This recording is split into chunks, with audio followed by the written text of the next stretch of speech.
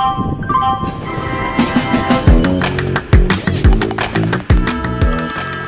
is a podcast by the News Minute, and you are listening to South Central.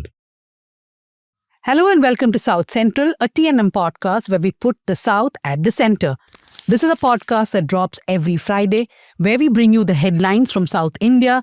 We also discuss in detail 2 topics every week. Joining me in the studio is my colleague and co-host, Pooja Prasanna. Hello. If you haven't figured, for those who are listening, I am dressed properly in woolen stuff because Bangalore's gotten really cold and I've fallen sick promptly. Yeah, and I hope I'm not next in line. But for those listening from North India, I hope you guys are doing well. A lot of people I speak to, my journalist friends, everybody's saying they're going to go out for 1 or 2 weeks because the pollution is just getting worse. So I hope you guys are doing well, or better at least. In this episode, we discuss the nuances of the Kerala actor sexual assault case as the judgment is finally going to come after 8 years. Then we look at how the SIR process is unfolding across states. Anyways, before we go to the headlines, I have 2 quick announcements to make. The first is a news item that maybe you missed or maybe you didn't. If you had watched Let Me Explain last week, it's that the government of India has increased the print ad rates, that is newspaper ad rates, by 26%. In an ideal democracy, we should have been okay with that because newspaper industry does need money. But we don't live in an ideal democracy, which means that when the government increases revenue for newspapers, the government's interest also will increase, which means the newspapers that are already doing such less critical reporting about the government will do even lesser. So when the government increases something by 26%, what do we do, Pooja? To quote Michelle Obama, or to flip the argument, when they go high, we go low. So we give 26% discount. I somehow think it's very negative, right? I think when they go high, we go higher, which means we give a better deal for our subscribers. So Modi ji is giving 26% discount, 26% extra revenue for newspapers, but we are giving you 26% discount on our joint subscription for the News Minute and News Laundry. That offer is valid till this weekend. So take the offer. You have 1 month, you have for 1 month, you have for 6 months, and you have for 1 year. So do become a subscriber. And when you become a subscriber, one of the first stories that you can read is an investigation series that we have done. It's on this very interesting businessman from Kerala. His name is Bobby Chemanur. He is very well known for all Keralites. But even if you're in Tamil Nadu or Karnataka, you would have seen the Chemanur International Gold. It's not the same as the Chemanur Jewelers. Yeah. It's a different company. So we've done an investigative series. The stories are done by Jisha Surya and one story by Ravi Nair too, where they talk about this Bobby Chemanur's business model and how it works, where he has a maze of LLPs and hundreds of investors. Some of these LLPs run on losses and they are in turn investors in his big jewelry company. So how does it work? Most of the auditors we spoke to said it's not illegal, but it's questionable. Read those stories. It took months of investigation for Jisha. They are behind a paywall. So take the subscription on discount and then read these stories immediately.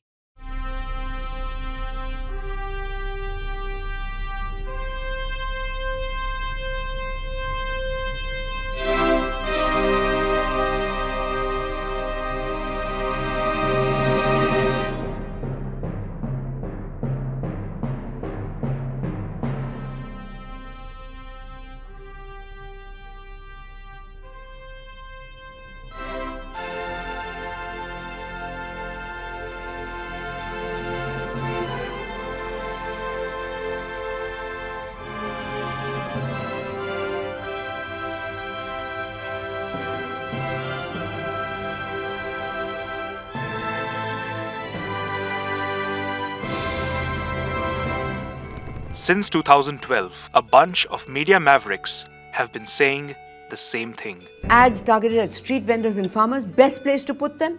English news channels. So I guess the real question is this a public outreach program or just a way for government fat cats to feel good about themselves at the taxpayers' expense? Make no mistake, when the advertiser pays, the advertiser is served.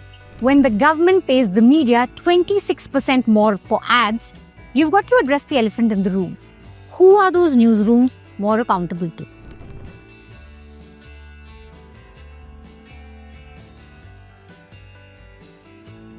That's why when they go high, we go low. Get a 26% off on a joint subscription to the News Laundry and the News Minute. Celebrate journalism that isn't for sale.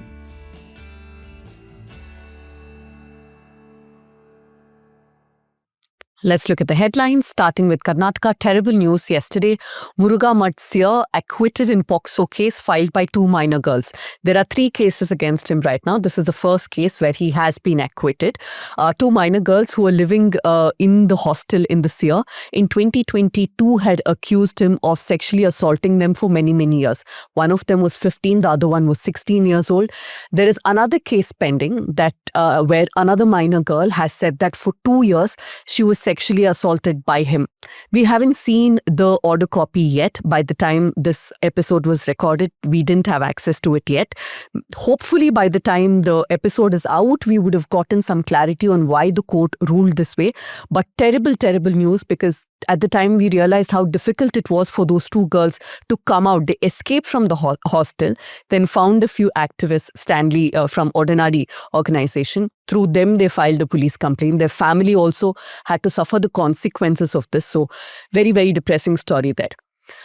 Next headline from Karnataka, but it's our Power Trip, which is a political weekly newsletter.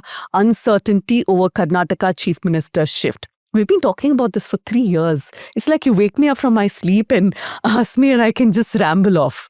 But I think it will happen sooner or later. Like in Power Trip, what we've explained is that everybody we spoke to agrees that the power shift will happen. When will it happen and who will it be shifted to are, of course, the 2 most important questions. When the answer is only with Rahul Gandhi, not even God, right? It's just Rahul Gandhi. And who DK Shivkumar, of course, says that it will be him. Most of the Congress leaders we speak to also say that it will be him. But in case Siddaramaiah says no to DK Shivkumar and he puts his foot down and says no to handing over to DK, then what happens? That's what we've explained in Power Trip. But I think there have been so many fast-paced developments, and I like how BJP is trying to fish in muddied waters by saying, we will give you outside support. But I don't know why they think they're relevant. I think it's just like a shout to say we are still here. And yeah, with the numbers the Congress has, I don't think DK Shivkumar is unwise enough to try any sort of coup. He will want, I think what he's looking for now is an assurance that whether it's in March, whether it's in May, he will be made the chief minister. He needs a public assurance to be given by the party, or at least within the party to be a proper assurance to be given. Yeah. Moving on to Kerala, Congress has no clear answers as Rahul Mangutathil campaigns in Palakkad amid new audio leak row. The suspended MLA's door-to-door campaign in Palakkad has reignited controversy as fresh clips alleging sexual misconduct are circulated online. Our in-house Palakkad expert will take this forward. I mean, I've never seen more lame reactions than the Congresses in the last 2-3 days. So there is a new audio which shows that, I mean, it's so gross. This Rahul Mangutathil is actually telling that woman that, please, can we have a baby? Can you please become pregnant for me? I mean, I hate men who talk like that. But anyways, this is what he's saying.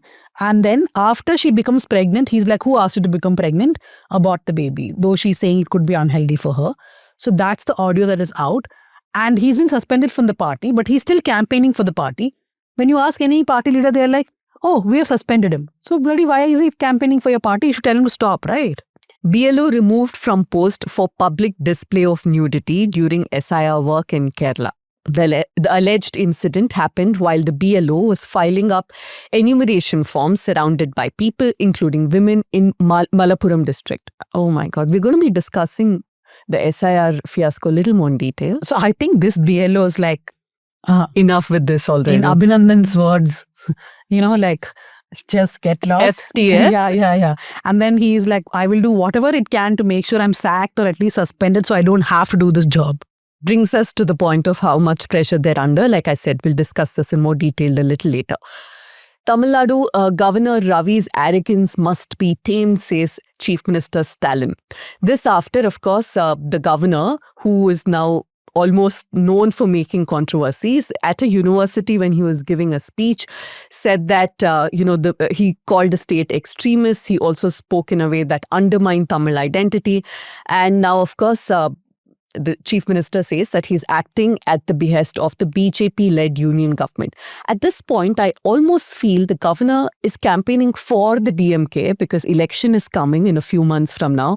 Every time he opens his mouth and says something like this, it just gives more ammunition to the DMK. Yeah.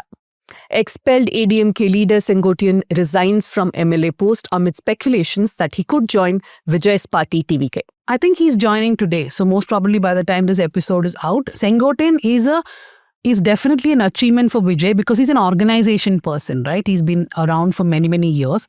And what a new party like TVK needs very badly is someone who understands how a political organization runs. And Sengotian can also bring other active politicians to TVK. Maybe not MLAs, but people in the organization who could add who help. have organizational strengths, right? Moving on to Telangana, Union Minister offers rupees 10 lakh to panchayats if they elect BJP-backed candidates, a new law in democracy. Bandi Sanjay Kumar told panchayats in his Karimnagar constituency that new funds will not come and central funds may get diverted if others win. I mean, he should be booked, and this also calls for a relook into how central grants, quote unquote, are disbursed, in fact. Illegal mining probe, ED attaches 80 crore rupees assets linked to MLA Mahipal Reddy's brother. This is also coming in from Telangana. Let's move to the other Telugu state. CBI bust transnational cyber crime network targeting US nationals. The CBI has also arrested the accused Vikas Singh from his residence in Lucknow on the 20th of November. There have been a bunch of raids and arrests, including in Hyderabad and Visakhapatnam. Another headline from Andhra, this one a little more positive. Reliance JV to invest $11 billion in AI center in Andhra Pradesh. The 5-year investment is for 1 gigawatt AI data center in Visakhapatnam. And I'm told in the same duration, Google is also looking to invest almost similar amount of money in Visakhapatnam. And I read somewhere this is going to be the biggest AI center outside of the United States. I know you said it's a positive headline, but I have something negative to say. I mean, reading up a lot on data centers gobbling of water. And I think because I read it now, my algorithm is only throwing up data centers in Amazon and other places where there's now water scarcity. I don't know how they're announcing 2 huge data centers in Visakhapatnam. And what is the plan about saving water? Because data centers do really use a lot of water. Yeah. Which is why in a lot of countries, they don't allow data centers. Yeah, but I mean, the state needs jobs desperately, so they'll do whatever it takes. And I'm guessing they're banking on Polavaram and other such projects. But that's a lot of water resource. In fact, I think we should do a proper story on what is the kind of water resource that this will use. Yeah, that's it for this week. Yeah, so the headlines are done. Now we will go to the first topic of discussion. So we're going to first discuss the Kerala actor sexual assault case. The sexual assault happened in February 2017, and after 8 years, District and Sessions Judge Hani M. Varghese has said that she will give the verdict in the case on the 8th of December. This is a case that has had huge implications for Kerala. A young female actor was kidnapped. She was sexually assaulted. The entire Malayalam industry's face was exposed in one way or the other after this crime happened. So no matter what the verdict is, this case has had major implications in Kerala. Of course, the main accused in the case is superstar Dileep. He was accused of orchestrating this entire crime. And I think it's the first time I've ever heard the allegation of someone giving a quotation to get somebody else sexually assaulted. I want to tell you that people outside Kerala don't understand the word quotation.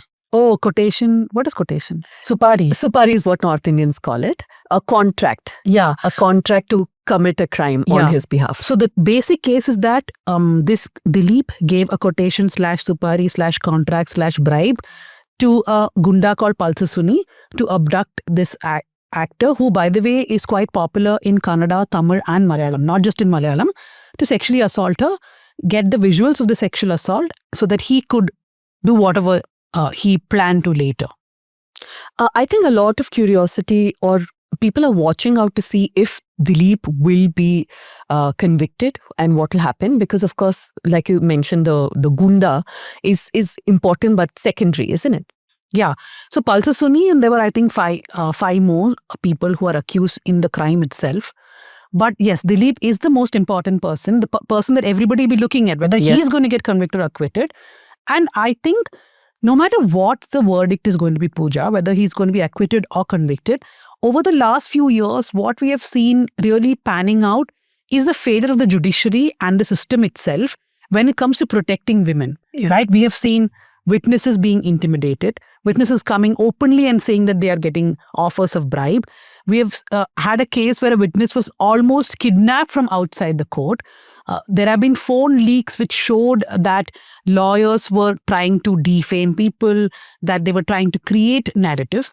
We've had all sorts of scenarios. Even the sexual assault visuals were leaked from the court itself, not from anywhere else. It's been leaked thrice from the court itself. So we have seen so much happening. And there was a whistleblower who came in between, who made a lot of revelations about Dileep.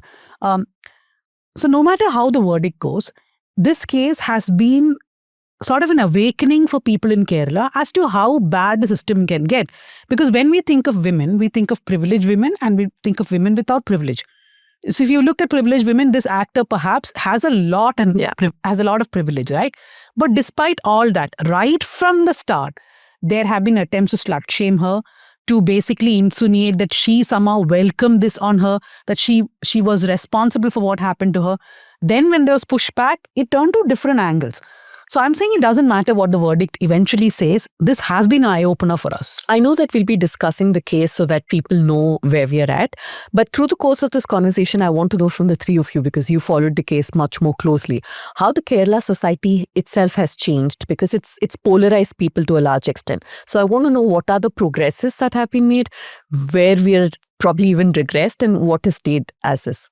I mean, before we go into all that, I'll want to quickly go through the case itself, and joining us to explain all that are two of our colleagues. Sukanya Shaji is joining us from Kochi. As the viewers and listeners of South Central would know, she is a lawyer turned journalist who works with the News Minute and of course is a multiple Ladli award winner. Sukanya, welcome. Also, Sukanya today is... You have to vocalize, Sukanya, because it's a podcast. People have to hear you. Thank you.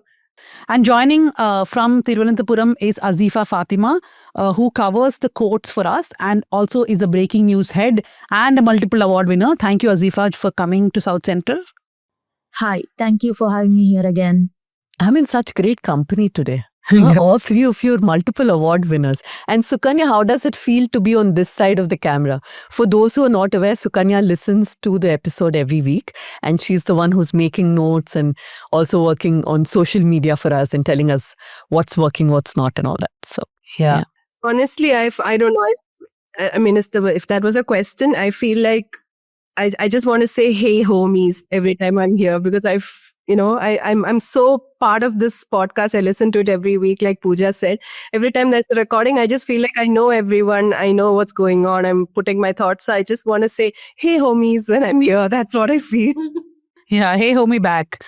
So let's now go back to the discussion itself. I think the moot point here is that a group of 5 men, in connivance with the actor's driver, kidnaps her and sexually assaults her. Now, for the police, this would have been a straight case if this was a crime of passion or a crime of revenge, right? But it was very evident that this was planned, that there was a conspiracy. It's not like Palsasuni decided one fine day that I want to just sexually assault this woman. Therefore, what motivated him? Who was behind the conspiracy? That became the whole point of the investigation. So I think first we'll go to Sukanya to just explain in detail what happened in the night of the sexual assault. Right. So, Nidhi, our colleague Nidhi has done a detailed story on this. I suggest all of you to read that before the verdict comes. So Nidhi spoke to this man called Manikandan, who was with Palsasuni and at least 5 others on the night of the assault. And Manikandan tells Nidhi that he got a call from Palsasuni saying that he has to meet him at a particular spot in the night. And Manikandan meets Palsasuni. And they get into a tempo where Palsasuni takes over the wheels and he's driving, and he gets a cue from another man called Martin, who had already picked up the actor and was driving her from Thrissur to Cochin for the shoot of a song.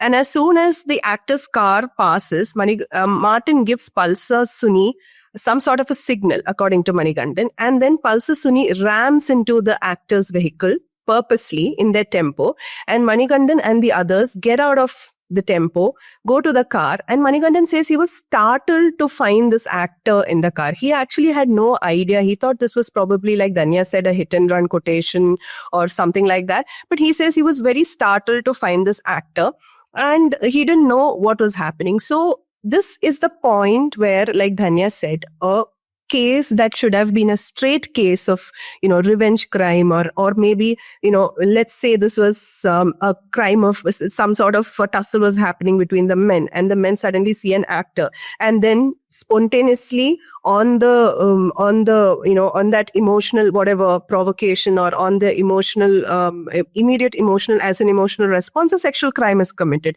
But that was not the case. So Manikandan's account to Nidhi actually reveals that this crime has happened. There are different aspects to it, but what binds it together is a criminal conspiracy. If so, who is the conspirator? Who is Palsa Suni working for? So that is the primary question, and that is also why, like Pooja mentioned in the beginning, Dileep becomes a person of interest, because conspirators always are people of power and they would hire somebody to do it for them. So this powerful mastermind is also a very important aspect in the crime. So that is how this case becomes, sort of entangled in power and who did it and why Dileep becomes a key player in here. And to take away from that point, now in the initial days when the crime happened, nobody was talking about Dileep. I think in the first 1 or 2 weeks, there were a couple of names being discussed as to who could have a motive. But officially, nothing was being said about Dileep. There was one newspaper article which said that an actor from Alua is being looked at, which could be a lot of people, right? And I remember 1 or 2 other actors from Alua who came and said that it's not them.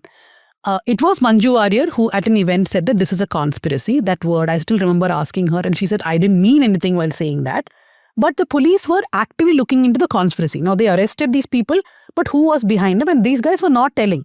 See, according to Manikandan, according to what he told Nidhi and even the court, they were not aware of who the conspirator was. Of course, the prosecution's case is that Manikandan did know a day before itself that it was this actor that they were going to kidnap. So, who is the conspirator? Dileep sort of gave himself away to the police in the sense that he started giving interviews. There was this particular interview he gave to Manorama Online where he's super aggressive. By then, the rumor had become thick, okay, that Dileep might be the person behind it. And in this interview, he is the first person who tries to cast a doubt that the sexual assault did not happen. He almost says like, oh, if normally women will not, go to work for a lot of days, they'll be depressed. He makes some random statements and he's questioning why did she come 2 days later to work and she shouldn't have had such friends, insinuating that she was friends with Palsa Suni. So I'm telling you, he was the first person to even try to indicate this was something out of consent, right? And he cast himself as a victim saying, I have been going through all this difficulty because of all this.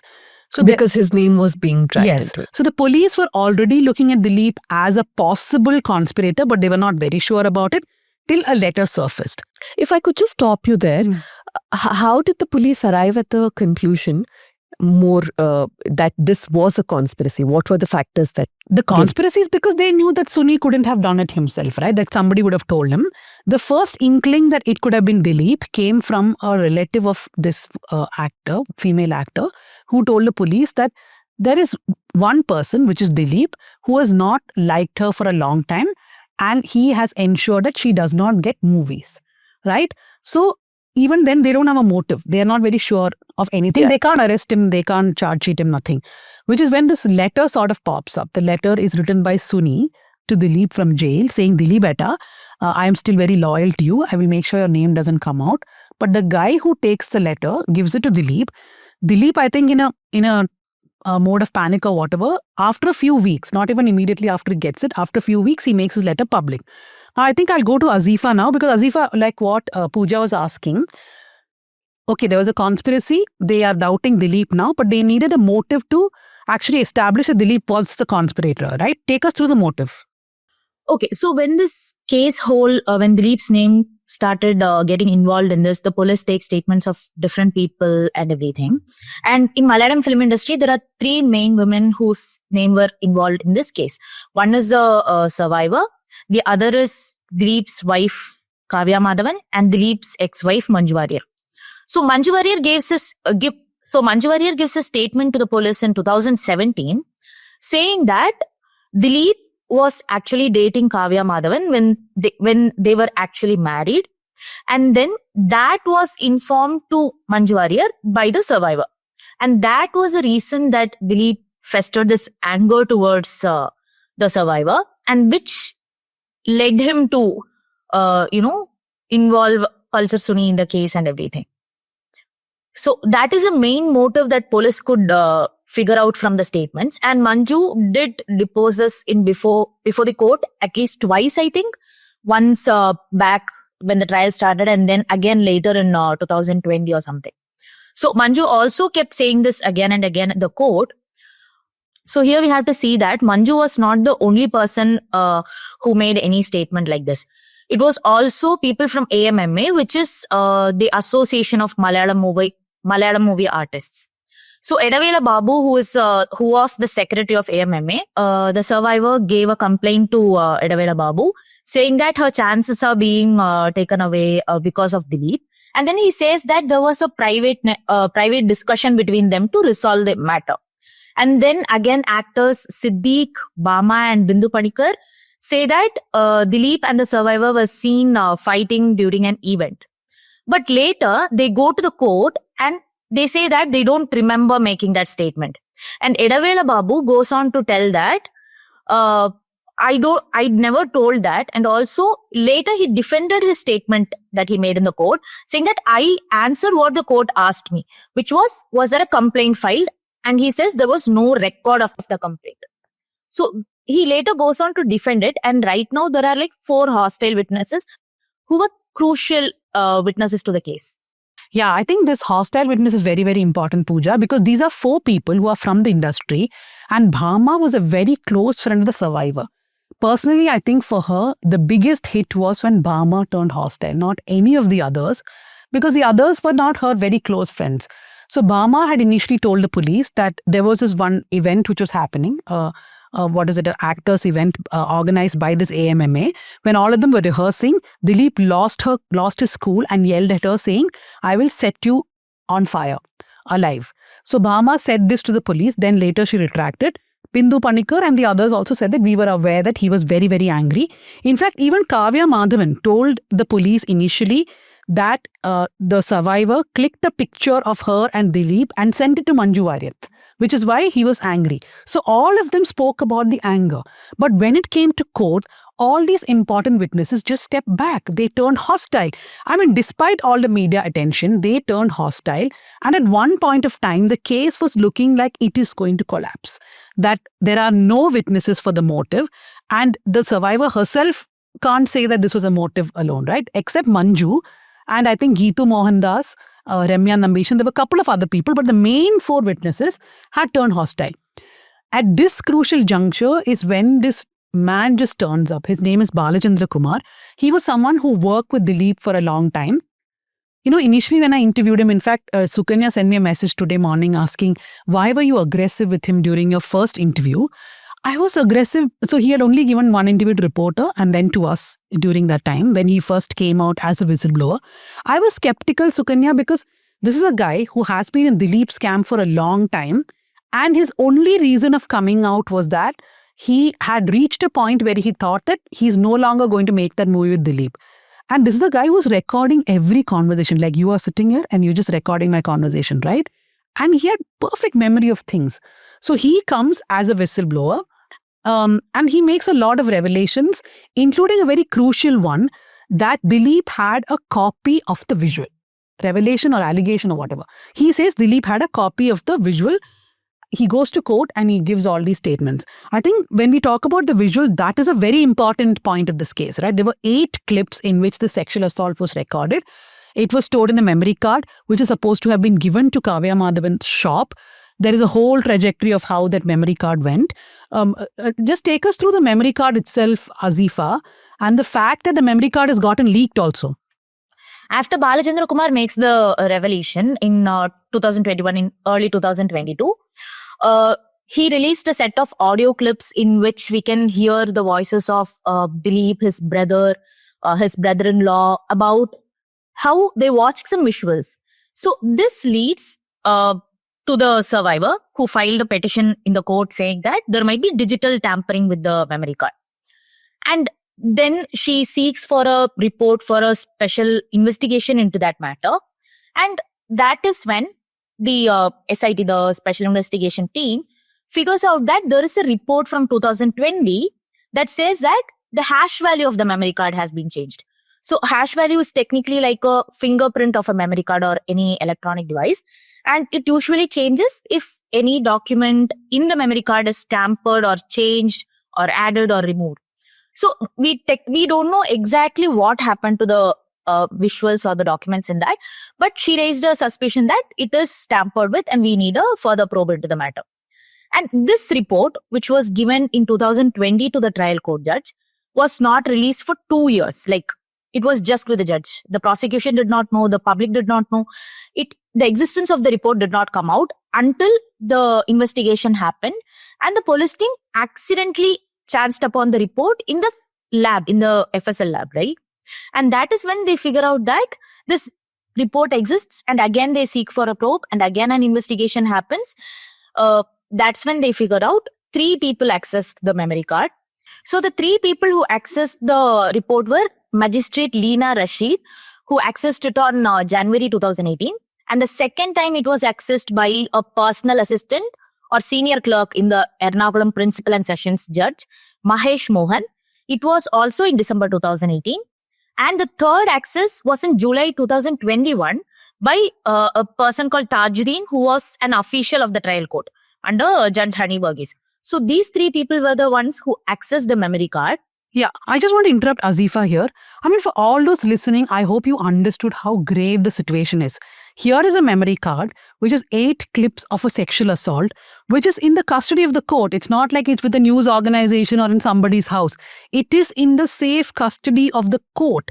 And in the safe custody of the court, it has been not even being played in the courtroom. It has been played. Dileep has been allowed to watch it, I think, twice. Suni has been allowed to watch it in the beginning. He has again asked permission now. We don't know whether he was showed or not. But this is not a memory card which is played again and again in court, right? This memory card has been accessed thrice illegally by 3 unauthorized people, including people who worked in the very trial judge's office. Until today, the Kerala judiciary has not taken any action on that. Can you imagine a situation where this case verdict comes on the 8th of December? What is our guarantee that within 3 months, 6 months, 6 years, this visual is not going to float somewhere? And that, I tell you, is the biggest nightmare for the survivor. I've spoken to her so many times. It is one of her biggest fears, which is legitimate now, right? We know of 3 people who accessed it. Did they copy it on some other device? Did they then show it to somebody else? Through the reporting of the many stories that we are going to put out when the verdict comes, we have met so many people in the vicinity of this case or who are proximate to this case who have said, I have seen the visual. How did they see this visual? How did this leak? Why has the judiciary not taken any action? So, Pooja, when we talk about, this I'm getting very animated, but the point is, when we talk about whether Dileep will get acquitted, Dileep will get convicted, I feel a first layer of injustice has already been done to the survivor. The visual of the sexual assault has been tampered, leaked, whatever it is, from the very court where it was supposed to be protected. There are forensic reports clearly giving the names of the 3 people who worked within the Kerala judiciary who have accessed this, which includes a magistrate. And till today, no action has been taken. I feel that except the prosecution and a few people who follow this case very closely, there has not even been a strong demand saying that why has there been no action against these people? So it's safe to say, if at all this ever comes out, these people can be held responsible. There is already enough proof to hold them responsible, right? But that's not been done. Anyway, so we'll come back to the case. We have told our audience how Dileep gets dragged into this. Yeah, how there are witnesses who turned hostile, how Manju Warrier comes into the case, what the motives are. So I hope the case is clear to you. And of course, one big portion of it is the memory card itself. Yeah, Sukanya, you want to add something? Yeah, Dhanya, I just wanted to tie this memory card discussion to how you started off this episode by talking about how this is a privileged survivor. So in the course of our reporting, I spoke to a very close family member of the survivor who said that the biggest problem or the biggest shock came to her when she saw people shifting sides, and she saw, and he told me, and I quote, he said, the system started showing its claws and people started shifting sides, and they were really exposed to what it means to have power and to not have power. So for someone who we assume generally as a woman of social mobility, caste mobility, financial mobility and all of that, even for that woman, someone who has been very close to the woman, who has seen her closely, has told me that it was so shocking for her. We may expect it on many levels, but it's not that easy. So he was telling me about how, friends backed off, how family stood with her, but friends would just change colors. She would go talk to political leaders. She will see how, a lot of them stood with her, but a lot of these contradictions, he would see how things were different in court. And we should also talk about the social narrative. Like on the outside, I feel, post the actor assault case, there are a lot of things that have put gender at the forefront of a lot of conversations in Kerala. For example, even the formation of the Women in Cinema Collective and the subsequent release of the Hema Committee report, the acknowledgement of sexual harassment in film industry. So a lot of conversations have put gender at the center of films and popular culture post the Dileep case. And that has become a conversation in common parlance also. We see a lot of youngsters in film spaces, in a lot of spaces, talking about how something is not politically correct. And so outside, things were shifting. We felt like there was some progress happening in terms of conversations.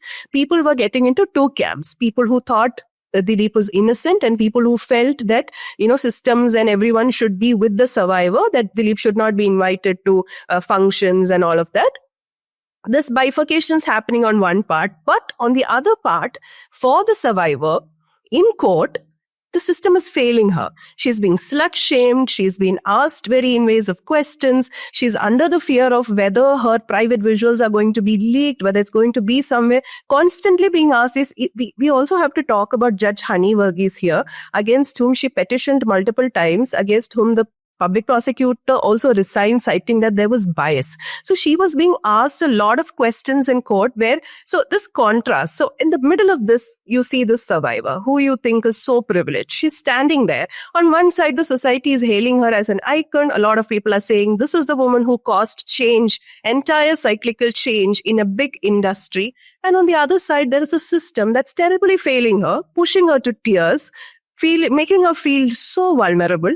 So this is what every survivor, I feel, goes through, this irrespective of privilege. And we come back to that same conversation of how we don't have proper mechanisms to support survivors and everything. So we need to look at this also in that context, where how this dichotomous feeling that she had of simultaneously being hailed and being defeated. Yeah, but like you people spoke about her privilege, we also have to keep in mind that the person who's accused of conspiracy here, Dileep, has much higher privilege in every which way. Gender, in the industry, political privilege. So for those who are watching this from outside of Kerala, if we can wrap this conversation by all of you telling us what is this power that he holds? Who is Dileep? What is the context in which he's operated? I think the first two alphabets of this word privilege is what Dileep uses the most, which is PR. And we are inundated with Dileep PR, right? It's been happening from 2017 onwards, where first he is the victim of this entire thing. He is still the victim of this entire thing. In fact, in Nidhi's story, she has interviewed him and he has said that he respects women. Again, he has cast himself as a victim. So Dileep's PR also has been on a full overdose the last 2-3 weeks, projecting him as he's always the family man, right. Always projected as a family man, with 2 daughters and all that. I mean, nobody's faulting him for all that. Yes, fine, you're a family man, you look after your 2 daughters. But that has been used. I mean, I remember talking to Survivor at one point of time. I don't know, this must have happened 2-3 years ago, when she wore something and she went for some event, I think in Dubai or some place. And there was so much of slut shaming. She was so upset that day. I mean, I'd never seen her like that. And who was pushing that narrative? These are all people who are supposedly Dileep supporters saying that, oh, look at her. No wonder this happened to her. It was really horrible. And I think, see, a lot of people keep asking us, right? Oh, you are following this because it's a sensational case, because it involves 2 actors. Otherwise, why would you follow this case? When this initially happened, I don't think we were doing anything extra that other people didn't, right? We were following it like any other case. But over a period of time, I think in the first 6 to 8 months, we realized that what is happening around this case is reflective of Kerala as a society, right? That you exactly understand how powerful systems react, how the judiciary works, how men react. I mean, I can't tell you the number of people who would slut shame her and her supporters, anybody who supports her. So we thought this is a very good example to show a mirror to Kerala society with this, if it can happen to a woman like her, imagine what can happen to a woman with lesser privilege. That is why this story is very important. And whatever the outcome of this judgment is, it is also equally important because there's going to be a split in society. If Dileep is acquitted, people will say, oh, you guys, for so many years, you made him look like a criminal. See, we stick to everything we did. Everybody will stick to everything they did. If he's convicted, well, yeah, okay, fine. Then the prosecution's proved itself, right? But society is going to be split no matter what. But also the way we look at crimes, especially sexual crimes, right? Why can't, it's all in black and white, right? In binaries. Why couldn't he have been what, like you said, a family man, a good father, a good husband, a good man? I'm not saying he is, but I'm saying even if he was all that, how does that relate to him committing the crime? And as far as the survivor is concerned, what she wears, what reputation she has, who she goes out with, every time that is put under the lens. And I think this is another lesson where it's gotten dragged on for so many years, somebody who is in the public eye. That's another lesson we can take away from this. No, also, I think there's this case has a lot of interesting things which have happened over time. I'll just quickly go to Azeefa also, but I want to touch upon one small point which Sukanya made, which is about Judge Hani Varghese. And we shouldn't take it out of focus, no matter what the verdict is, that Judge Hani Varghese's behavior has been questioned by the survivor, by the prosecution multiple times. You speak to any witness who's been to the court from the side of the prosecution, they will tell you how the judge has behaved to them. See, there's a problem with in-camera trials, right? We can't report beyond a point. But we are sticking to what has been given in petitions against the judge itself. And there have been so many times that the judge has just stayed quiet when the victim was slut-shamed. So many things have happened in court. And that is, again, attention that we should not take away. I'm saying even if she convicts Dileep, people should still question and criticize her for whatever she's done till now, including what Azeefa was pointing out, that she kept the entire forensic report a bloody secret. For 2 years, she did not tell anybody that there was a forensic report which showed the memory card had been used or leaked or tampered. Why didn't she do it? Why didn't she tell the prosecution that, hey, look, something like this has happened? So I think at every point, the judge's behavior has been questionable. Azeefa, you have any final comments to make?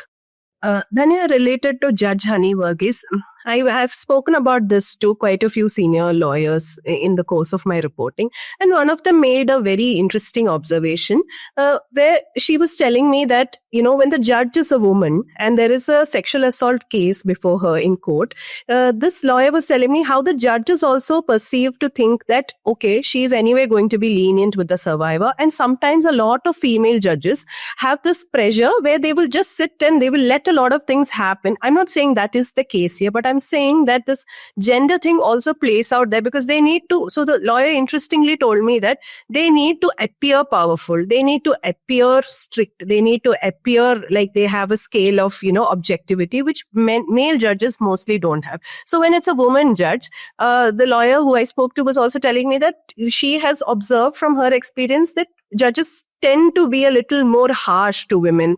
This is also patriarchy working, but I'm just mentioning that, like you said, there are so many interesting dynamics when you look at it. But all that said and done, yes, the petitions do make it very clear about how judge has been biased and how she has made problematic comments. Yes. I'm not feeling that kind today, Sukanya. But yes, Azeefa. Okay. No, you can. Yeah, Azeefa, you have any final comments? Yeah, so one main thing that is so striking for me is that in this case, the biggest threat to the survivor did not just come from, the assault or the perpetrators in the case. It also came from inside the system that was actually supposed to protect her, right?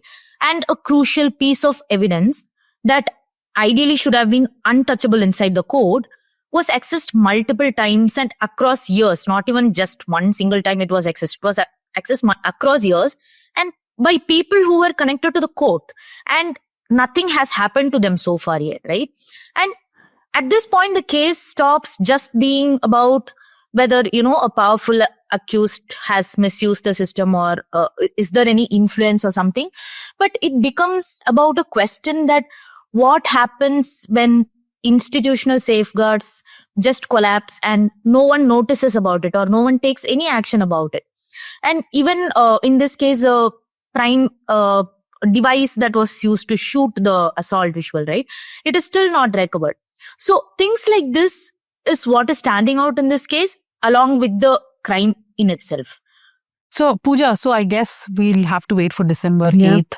But we have But the story doesn't end there. No, of course it doesn't. No, I'm saying this crime shouldn't have happened. But when it happened, we have thankfully had positive impacts also, which we saw in one of the outcomes for the WCC, then the HEMA committee, and the whole attention about, how the industry treats women, right? And I hope, and I know, actually not just hope, that the industry has become a safer place for a lot of women, at least a more safer place than it was before because of the safeguards that have been put.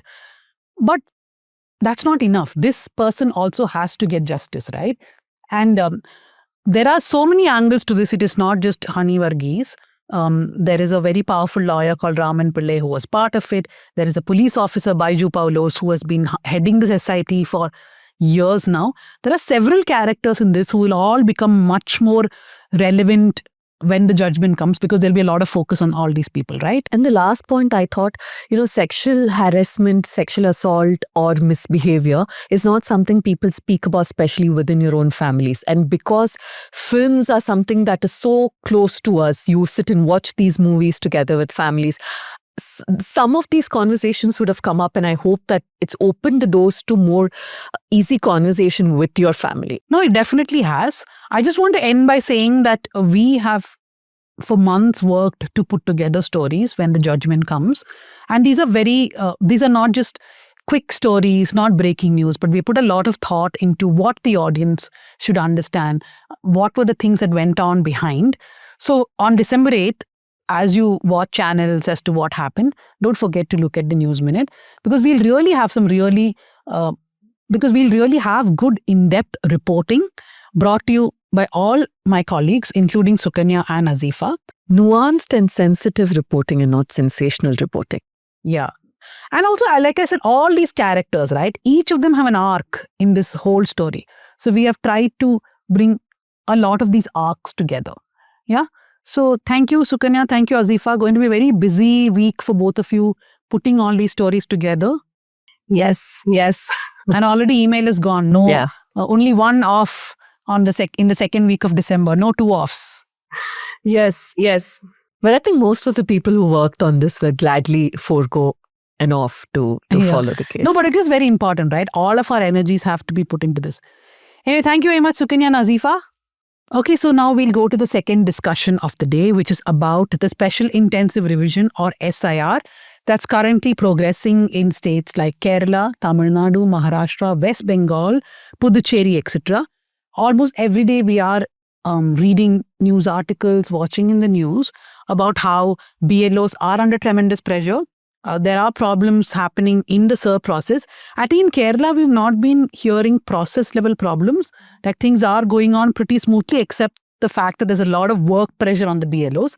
In Tamil Nadu, what we are seeing are complaints about the process itself, where people are not able to find themselves on the old list, because what is happening is if you have a vote in Tamil Nadu, you have to see your name should have been there in the previous list, which is 2003 or 4.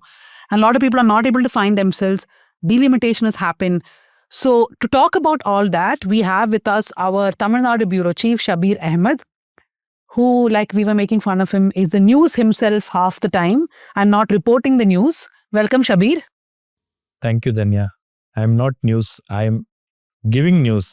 Actually, people are, I don't even know why, people just randomly drag my name and, things get very messy. I don't know. I feel like Tamil Nadu journalists are underworked. I need to seriously talk with all the IT wings now. Yeah, Tamil Nadu journalists are underworked, says Pooja. Or perhaps overworked And so the stress is a coming relief. out like this. No, see, in Bangalore, we're stuck in traffic 4 hours a day. So you're so exhausted, you just don't want to get into any other unwanted politics. So try that, Shabbir. No, but what I just want to say is that I've seen a lot of people, the trivial word to use is trolling Shabbir or harassing Shabbir. But it's not funny when you become Islamophobic. No matter which part of the spectrum you are and you call yourself progressive, liberal, whatever it is, the moment you descend to that, brother, you are no different from the other camp. Right? So that is what I want to tell to those people. Anyway, we'll come to SIR now. Yeah. So Shabbir, tell us what's been happening in Tamil Nadu and Kerala. You've done an episode in public interest. You've also spoken to people on the ground. What is happening now? The SIR process itself is like we have been reporting, it's very chaotic, very messy. There are a lot of confusions on ground. But whether the Election Commission is able to settle all these issues, till the moment it's dragging, till the moment the BLOs are under tremendous pressure. Well, the one thing that we have been seeing, we have been witnessing, and everybody has been complaining is there's a lot of confusion in giving instructions and filling these forms. Basically, there are 3 parts to this form. The one part here, which is very easy to fill, the other parts are very difficult. And there was no clarity on ground from the BLOs in the first 15 days. They had absolutely no idea where to, guide these people to find their names on 2002 list and 2005. In fact, the Election Commission did not provide the crucial information that is required to find your name in the 2002 or 2005 SIR. Because in rural areas, the SIR was conducted in 2002. And in the urban areas, the SIR was conducted in 2005. So that kind of, clarity the Election Commission should have provided. But there was lack of, clarity from the Election Commission. The BLOs were given just like 2 days training, 2 half-day training. That's what I've been speaking to a lot of BLOs. They told me that one day they had half-day training online, another day they had half-day training online, and they were pushed into tracing thousands of voters.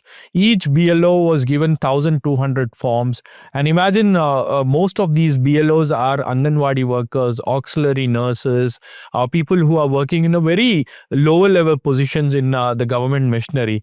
They were made to carry bags full of documents, 1,200 documents. Each BLO has to give 2 papers, 2 enumeration forms to a voter. So that becomes like what, 1,200, like 2,800 pages of documents they have to carry, street by street, door by door. So that became a huge problem for them. And initially there was a lot of confusion. And after that, the Election Commission realized that everything is becoming very chaotic. People are becoming very restless. They have become very frustrated because they can't find their names and all that. Then they came up with this help centers. So in Chennai alone, they have help centers in all the 940 booths across 16 constituencies. In several districts, they have all these help centers. So it took at least 15 days for the Election Commission to react, because that's how the Election Commission was unprepared for a massive exercise like SIR. So that has been the basic issues. And from then onwards, to stabilize this entire thing, it took at least 15 to 20 days for them. And now the biggest challenge is, in most of the places, the Election Commission claims that they have distributed these forms. 99% of forms have been distributed. But in most of the cases, I doubt whether 99% of forms have been distributed on ground, because in many places we get complaints saying that voters have received only 1 form, or voters have not received forms. So the claim that 99% of forms have been received itself need to be put to test, and that will only happen on the 4th of December. When the Election Commission will end the enumeration exercise, and we will have to see how many forms they have received, filled forms they have received. In most of the cases, what the local party workers are telling is, most of the BLOs have distributed these forms, they have scanned and distributed these forms, but it has not reached the voters. In some cases, that's the question. The BLOs have given a representation to the Election Commissioner, Chief Electoral Officer, and in which they have demanded time, because the BLOs are racing against time. Each BLO has been given a target of 1,000 to 1,200 voters. So they have distributed the forms. But in collection of forms, that is where the real challenge is, because only now, I think at least some 2,000 odd BLOs have received 100% forms is what the Election Commission is saying. There are 68,000 booth level workers and booth level agents, BLOs, 68,000 odd booth level officers, and they have to receive all the forms. And that has been the major challenge. And in district areas, in areas like Chennai, the problem is a lot of people have shifted their houses. There are a lot of people, deaths that are being reported. So that has been a major issue. In districts, people below 40 years of age, they can't find their names in the 2002 SIR. So they have absolutely no idea where to find their names, what to do, and they have been running helter-skelter. Now the next process is to add them as new voters. That will take place after December 4. So far, the forms have not been distributed to include voters. The next set of confusion will happen when those forms are being distributed and new voters should be included. And then if your name is not there in the electoral list, how do you challenge that? How do you appeal against that particular thing? All this is going to be a process that is going to become even more chaotic, is what the political parties are feeling here. The one major thing that this entire SIR exercise has shown is that if you don't have booth level workers for a political party, then you're at loss.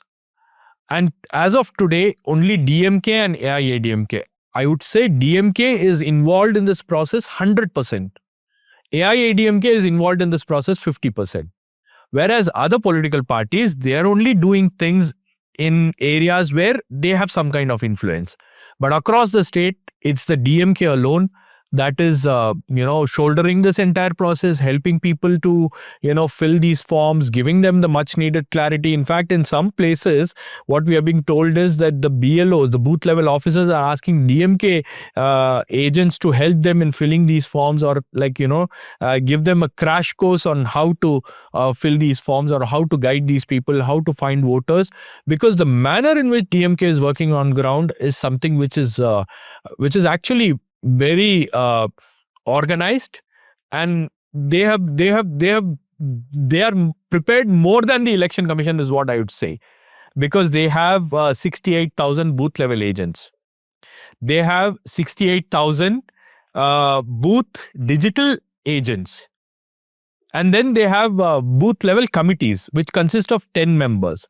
So the manner in which DMK is working on ground is something which is unmatchable. And the AIADMK chief Edappadi K. Palaniswamy held a meeting with all party functionaries on SIR just day before ago, like just 2 days ago.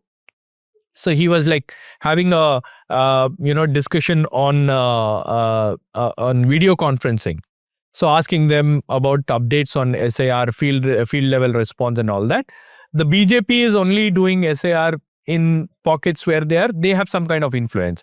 But otherwise, the BJP is not making any noise. The BJP is nowhere to be seen. The new entrant TVK, in fact, Vijay released a video. Vijay created some kind of awareness, but on ground, their presence is very minimal.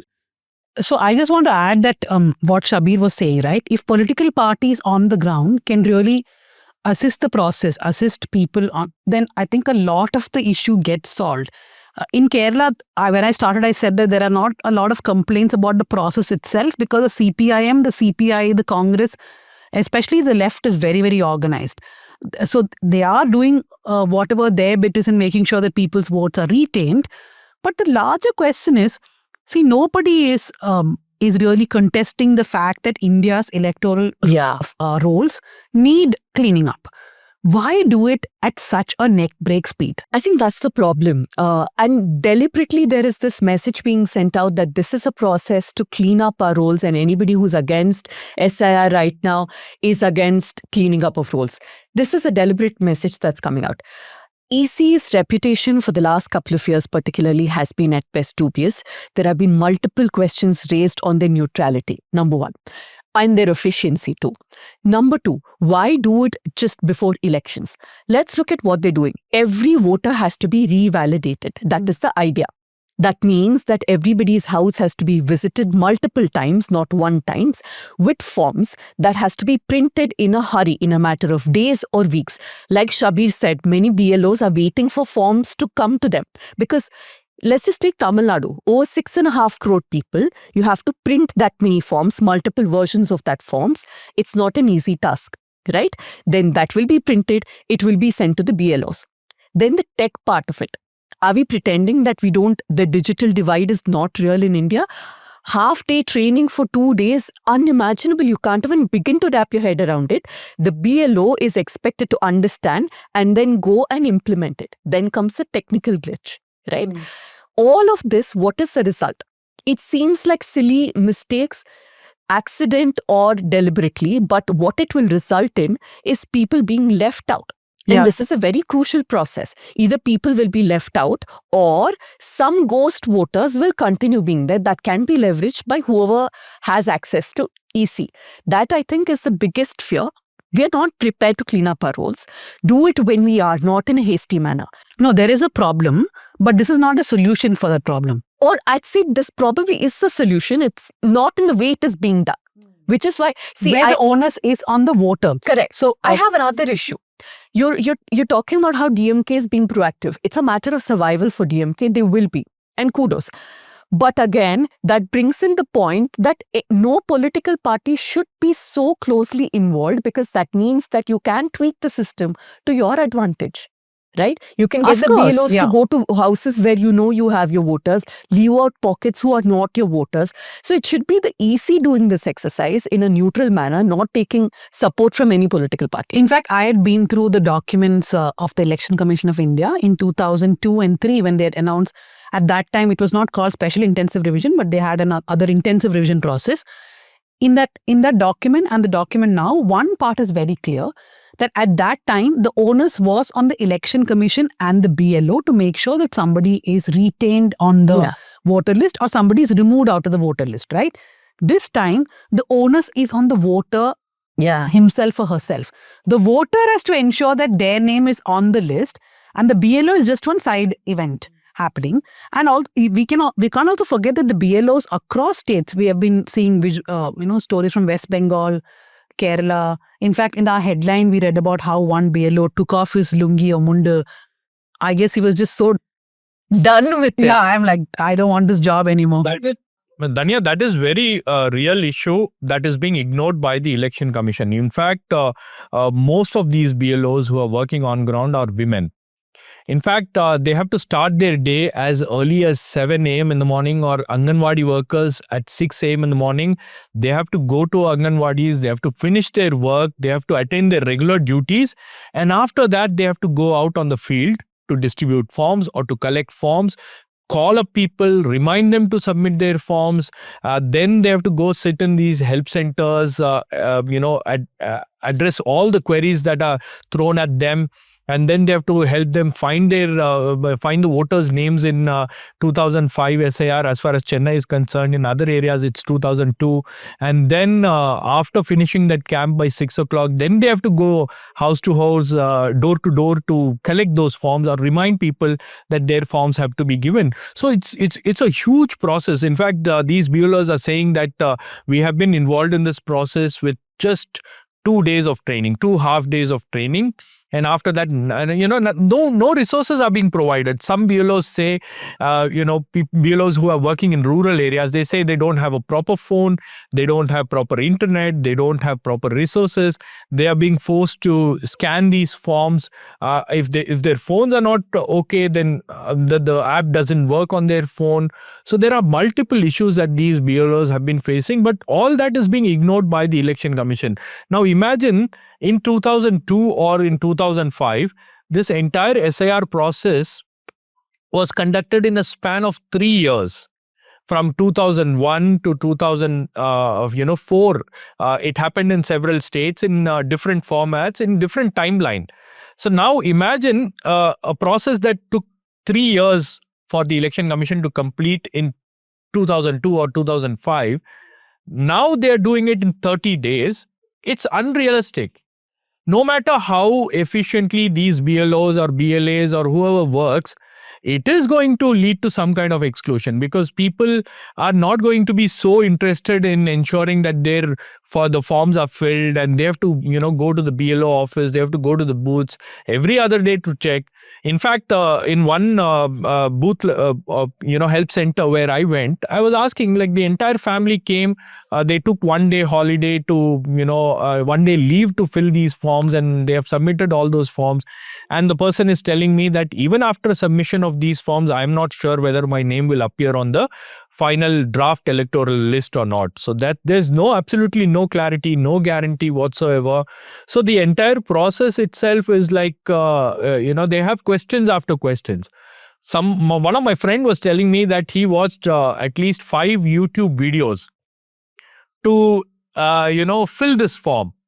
That is absolutely ridiculous. And some of the videos, there's a lot of misinformation.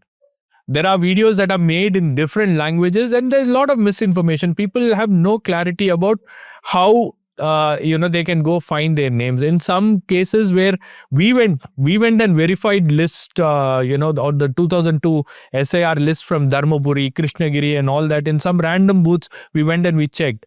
And in some places, we found that the pages that were uploaded were all like faded, torn. The names are not mentioned. There are no epic numbers at that time. So even if you put your epic number, the epic number that you have now, you can't find your name. There are tech glitches, tech issues. There are a lot of problems. Yeah. So, I have been wondering, my first vote was in Kerala for the 2003 elections. And then I shifted to Karnataka in 2009. So if they come for SIR in Karnataka, my vote will not be in the Karnataka SIR list. This is a small problem, but imagine so many people are facing this. And I think the process, it's so difficult to get people to come and vote in the first place. I'm just listening to this. It's not yet come to Karnataka. I worry. I dread how complicated. But I hope people who get the vote after this process will actually turn up to vote. But Dhanya, that's the second thing. Like Shabbir was saying, the draft rules will come 8th, 9th of December, end of year. People are, making holiday plans, not me. No, that's a problem. So they come back to Yeah, no, so I don't think people even January. understand this. There's a draft rule that's going to come out. You have to check if your name is there. If your name is not there, then there is a process of complaining that your name is not there and getting it included. And that will be so complicated. Yeah. People will be like, to hell with this. I mean, I'll just get on with my life. Touch upon the BLO suicides, right? We have had reports, I think, across India around 10 suicides. Now even newspapers, which normally don't like to report much on all this, have been forced to report it. Newspapers, as in not the English ones, but the rest of it. So in Bengal, Kerala and Tamil Nadu also, but Tamil Nadu, I don't know whether because of overwork. And a lot of families have been coming and saying that people are clearly overworked. Every time I turn to X, Twitter, I don't know if it's just me, but I feel like people are very negative on X and they're very happy on Instagram. Aren't these the same people? No. They're different. I mean, even if they are, it's a different personality. Okay, anyway, this moronic personality people on X, they're all saying that, for the first time government officials are working. What is the overwork in this? I dare them to go and do the work of an Anganwadi worker for that payment for 1 week. Yeah, seriously. 1 week I dare them to. Yeah, and people are just mocking, saying, oh my God, you guys are just tying up. I mean, having a disenfranchisement of a citizen is everybody's problem, right? If it happens to someone in your family, then you're going to be worried about it. But nobody cares. That's my problem. Nobody looks at voting as a real thing. Everybody says, what difference does it make? Right? It's not taken seriously enough. And my worry is when things go wrong, the same BLO will be blamed. Yeah. Not the election commission. The election commission has a lot to answer. Instead of just sitting and trolling and holding press conferences, why was this exercise not done months in advance? You knew when the term is ending in Tamil Nadu, Kerala, or even in Bihar. This exercise could have started a year ago, 2 years ago. Why did you suddenly wake up? Appreciate this Kerala CEO, not for anything else, but I think I don't know about Tamil Nadu. Shabbir, correct me if wrong, but the Kerala CEO is very, very active. He's on every news channel explaining how to do the forms. I mean, I can see Ratan Kelkar is his name. I can see there's an effort being made to make But you got to people- work with what you have, right? But Yeah. I'm saying the whole thing is flawed to No, begin I'm saying with. from his perspective, Yeah. I can see that he's really trying to put information across. Is that the same in Tamil Nadu? Tamil Nadu, after 20 days, the CEO addressed a press conference, and that too when there was an observer who had come down to Chennai to oversee the SIR process. That was the only time the CEO agreed to address a press conference in which basic information was given, when actually it was required. The CEO was required on ground to talk to people, to explain how they need to fill forms, the entire procedure and all of it. The CEO was absent. No press conferences were held. In fact, political parties were actually complaining, saying it is very difficult to get in touch with the CEO, though the CEO is a great officer. When she was a collector, she had done several things on her own without any bias. Like she was a very able officer. But in this position, when political parties are reaching out to her, she is absolutely out of reach. And even the election officers in Chennai, for example, the corporation commissioner, he is not answering calls. He hasn't given a press conference regarding SIR. And, if there was election, chief electoral officers like Naresh Gupta, we have seen Naresh Gupta going to the constituency, even for a by-election. He'll be there visiting all booths and he'll be so active. We have not seen the CEO going to booths to check what exactly is the process that is being followed, how things are unfolding on ground, what are the BLOs saying, or what are the BLAs saying. So what if they have any kind of complaints? Nothing of that sort. I wish if there was Radha Krishnan, IAS, who was there as Chennai commissioner, probably he would have been there on all TV channels trying to explain to people as to how this entire process needs to be done, because the public contribution is very important. And if you don't give the information to the public, you can't expect them to come forward and participate in this entire process. Though people are finding it extremely difficult, though people are finding it frustrating, but they are ready to take part in this entire process because the election commission wants something to be done. They're ready to do that. But is the election commission coming forward to give them the required information that is required to make this entire process a smooth one? That is not happening from the election commission side. Even political parties are complaining about it. Even if they want to lodge a complaint, there is no appointment given by the CEO to speak to them directly. No, I just want to remind everyone, the reason why this SIR process started is because of the BJP claiming multiple times that there is a influx of migrants and Bangladeshis and whatnot, Muslims. Yeah, Yes. that a lot of Bangladeshi Muslims and Muslims from wherever they came, that there are a lot of these, Rohingyas. There are people who have just infiltrated into our system and they have to be somehow thrown out. And for that very reason, you have inflicted SIR on, let's say, 90 crore voters across this country in phases. And what is the end result? We have seen in Bihar what happened. Eventually, in the Bihar SIR list, only 0.012% of people were found to be foreign nationals. That is a number, 0.012%. So to ensure that this small percentage of people are thrown out, you are basically putting a lot of legitimate Indian citizens in trouble, and lakhs of them are getting removed from the list. Legitimate voters are being removed. Yeah. And also, Dhanya, one important thing, that the entire SIR process is a negative, PR for the election commission. And also, the BJP realizes that people are angry against the BJP because they feel that the BJP is doing this, the BJP is doing it, because that's the kind of propaganda that has gone down, at the grassroots level. So now to correct this image, the ED is actually writing a letter regarding one Sri Lankan national who has obtained, ID cards, and she has her name in the voter list. So to remove that name from the voter list, the ED is writing a letter to the election commission. So this is also happening on one side to say that, oh, there are some problems with the electoral list. Everybody agrees that there are problems with the electoral rolls, but it could have been done in a very different manner. The SSR process, the summary revision of electoral rolls, happen before every election, or every year it happens. It's a continuous process. They could have removed the names like that. They could have removed the names of people who are dead in the summary revision process itself. If you want an SIR to be done, there has to be a compelling reason. In a state like Tamil Nadu, if you want to do SIR, there has to be a very compelling reason, but I don't find that reason. And nobody knows what is this SIR is all about and why it is being done and whom it is going to favor. So that is that is the key question here. Anyway, so we'll revisit all this once the draft rolls are out. We will be on that story. Remember, the 2003 guidelines clearly said it is not the job of the enumerator to determine the citizenship of an individual. That goalpost has been completely shifted by the BJP. But eventually, who's suffering? It's the people themselves. You can come back. In democracy. Yeah, I mean, you can just ask us, oh, what's the big deal? Just fill a form. Nobody's saying no, but why put everybody through so much difficulty?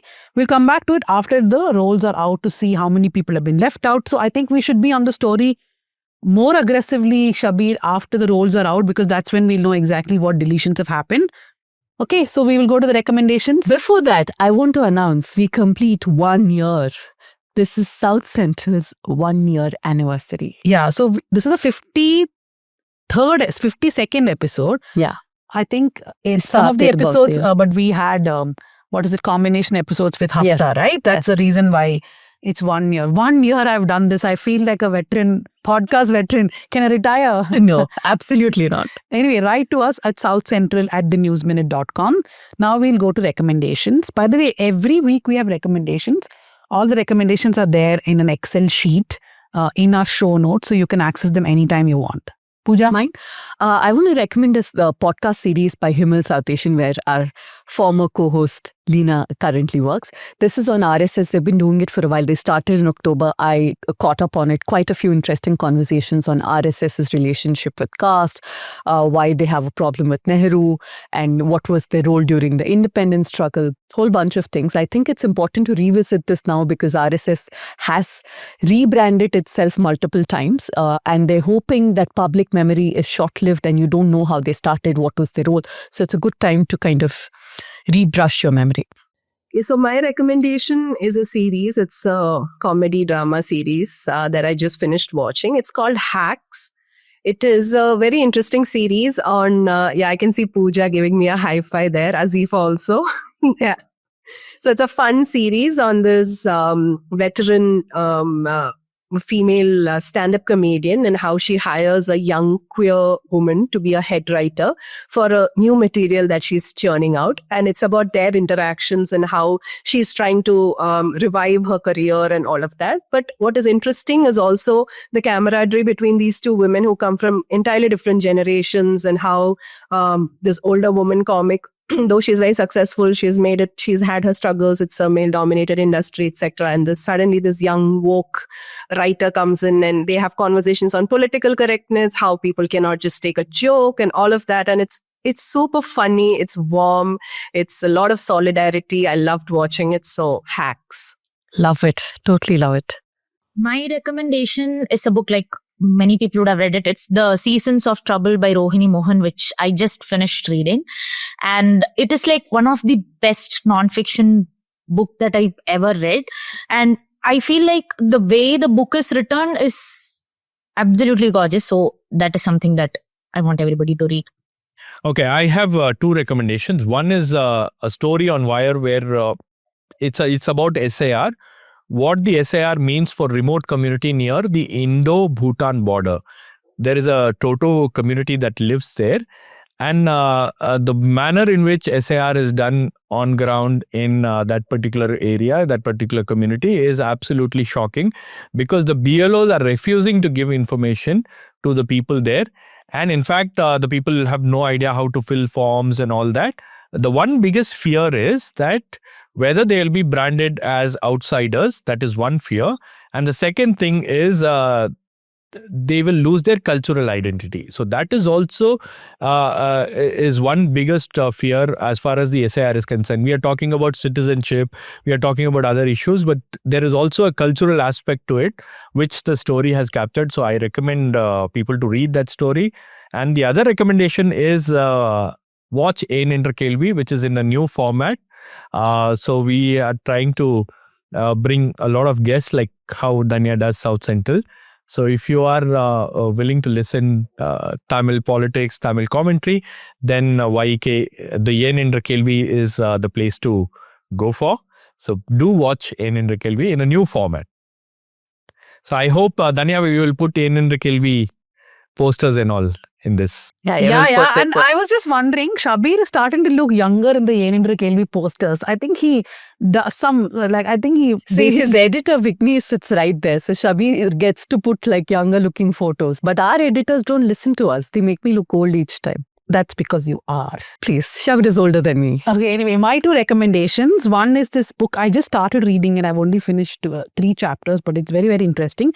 It's called Assembling India's Constitution. It's by Rohit De and Ornit Shani. So it looks at how the constitution was put together, not just the Constituent Assembly, but how people of India contributed to the constitution after the first draft, how they gave an opinion, people from very remote villages. And I was thinking, the constitution, for 1 year, people could give opinion. Here, the broadcast bill is brought out with a watermark on it so that nobody will share the bill with anybody else. And if you share, the government is watching you. My second recommendation is kind of useless, but I still liked it. It's this Korean series called Born Appetite, Appetite Your Majesty. It's quite a silly, it's okay. I have a problem. Don't call anything useless hold silly. on. Let me finish. So the point is, the cooking scenes are awesome. You will feel hungry every time she cooks, right? And every time they put that food in their mouth, you're like, I want to eat that. The rest of it you can forward. So do watch the series for the cooking and feel hungry. You know, entertainment has real value. This has real value because I have been ordering stuff also. So that's bad. Aren't you on a diet? Not anymore after watching this. Yeah, so that's all from us this week. Remember, we told you 26% discount on our subscription. High and higher. Yeah. High and higher. Yes. 26% subscription off till the end of this week. So take it, become a subscriber, come for our editorial meetings. You can come for Media Rumble, which is going to happen again next year. Thank you to my producer, Bhuvan Malik. Thank you to production assistant, Ajay. Thanks, Sukanya Shaji, who was also a guest this time. Thank you, Yana, who does our socials, and Jasim Ali, our editor. Listen to South Central every Friday.